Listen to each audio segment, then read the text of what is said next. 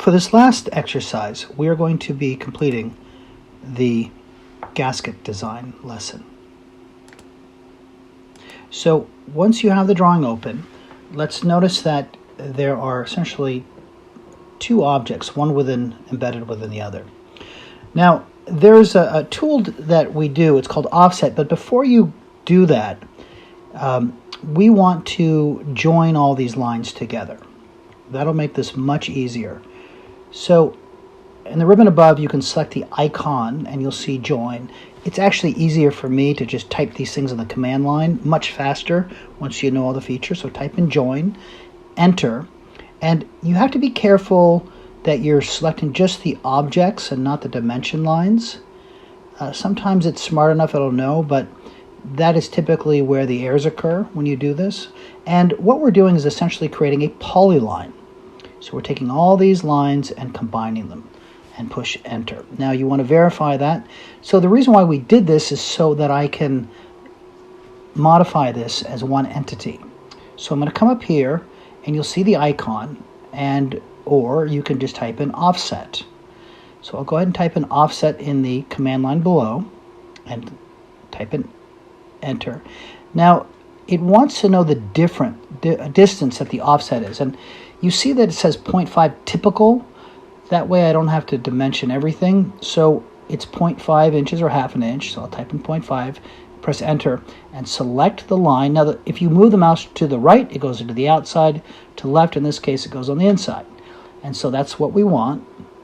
So we have the part there. Now you'll notice that there's an inside radius. So just like we did before, we'll go ahead and to the fillet, we'll type in the radius, select the radius, and in this case it's half an inch or 0.5.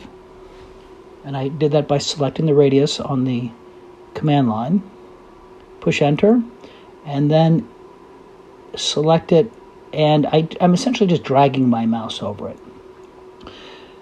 All right. So if you erred and you don't want this, you can always type in explode, and that'll explode to individual. The polyline breaks up, but I'm not going to do that, so I undid that. But that's how you do it. Now I'm just going to start cleaning things up. It's always important that you have a space between the part and the dimensions. And so let's just verify all these radiuses that we did here. And so AutoCAD can default. I can change some of these settings here. You'll notice when I click it here, it's going to want to give us weird looking, which is okay, but it can be a little, we're trying to replicate the drawing in this case. So I'm just going to move this down. I can always change that in my settings. And so I'm zooming in with my mouse as I do this. So I'm verifying all the dimensions, but yet this is what the final drawing requires. All right, so I need to, though, I do need to change the thickness of this. So I go to the line weight, and that's the nice thing about the polyline, is I just have to select those two parts and it does everything automatically. And again, you won't see it until you select the ribbon below, and you want to click those three horizontal lines and select show. All right, so it looks good. Now I do have to add some dimensions here.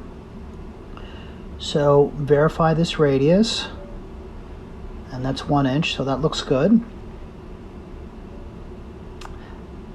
Now I want to put this line here. Now because I have that center in my settings, it'll automatically snap to it, and this is 0.5. Now if I zoom in and I select on the actual text itself, I can move the text around.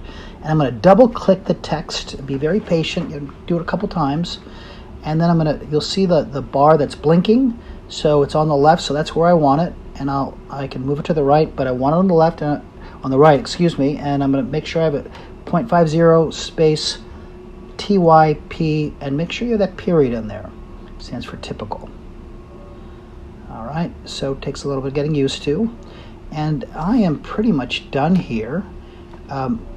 Review what you've done with your sheet, your drawing, and make sure everything's there and you've completed the gasket design.